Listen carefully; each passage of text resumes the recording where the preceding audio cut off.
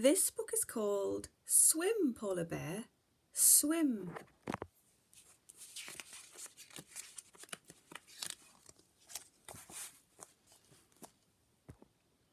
And his name is Polar Star. Polar Star was the brightest, liveliest bear cub in the entire Arctic.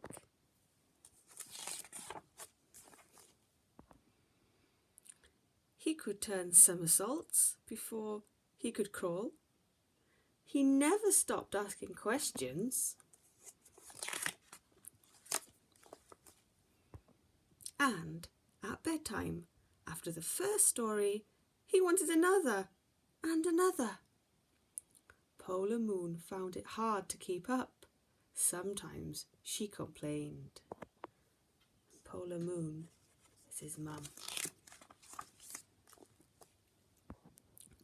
But at the end of the day, she always said the same thing. You are the most wonderful bear cub, and I am the proudest mum in the world. When spring came, Polar Moon led Polar Star down to the ocean. Wonder what they're going to do. It's time for your first swimming lesson, she told him. Polar Star dipped his paw in the water. Can you see? Is it deep? Is it slippery? And what shall I do with my paws? He asked. Jump up, said Polar Moon, and I'll show you.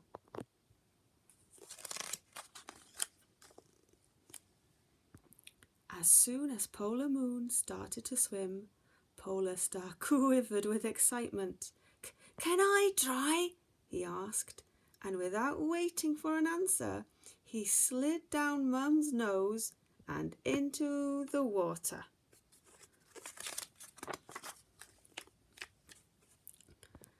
Polar Star gasped, Polar Star spluttered, and, although Mum scooped him up in no time at all, he felt sure he had swallowed the ocean. Never mind, said Polar Moon at bedtime. You are still a wonderful bear cub.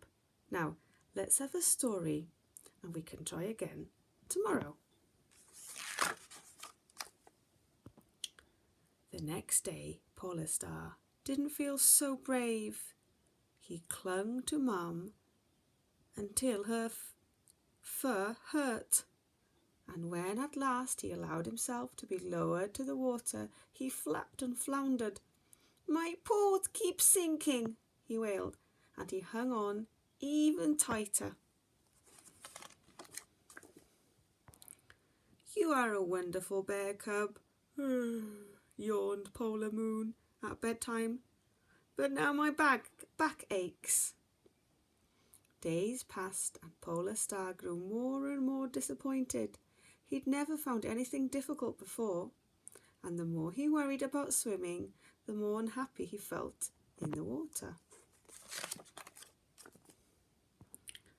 Mum was disappointed too. She wanted to help, but didn't know how. Then one night, Polar Moon was so tired, she spoke without thinking. Oh, Polar Star, I do wish you could swim. All through the dark, Polar Star lay awake. He tried to remember the last time Mum had said she was proud of him.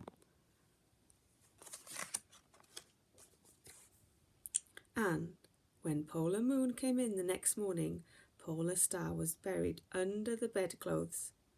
Whatever's wrong? Asked Polar Moon. For a long time there was no reply, but at last Polar Star spoke up. If I don't learn how to swim today, he said in a muffled voice, will you still love me?